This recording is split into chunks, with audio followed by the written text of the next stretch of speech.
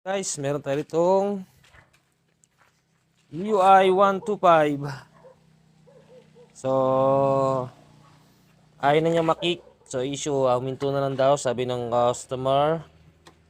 So, hindi na natin para tagalin. Tinanggal na natin yung battery. So, tatanggalin na natin yung GV, yung U-box.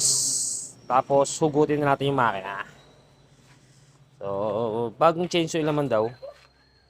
Sabi, siguro, baka nahuli na yung pag-change oil. So, baklasin na lang natin. Matayin.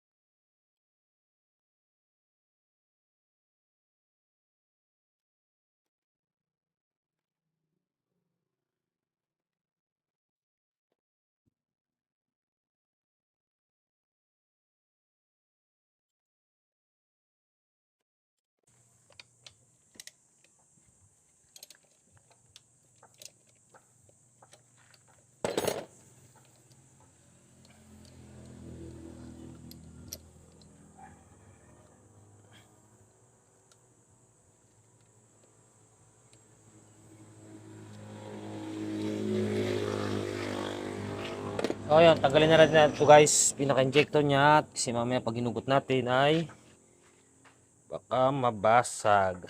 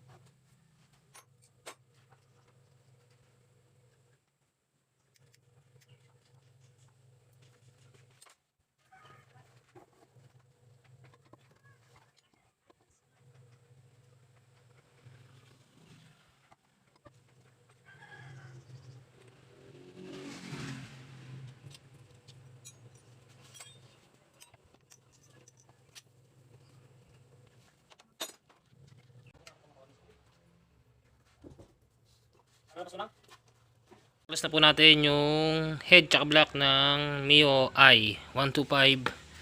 So nakita. So ang problema po ay nakita na natin. Yan. Pumakat na po siya. Overheat na, nag-overheat na. Yan. Kita mo ba, kita?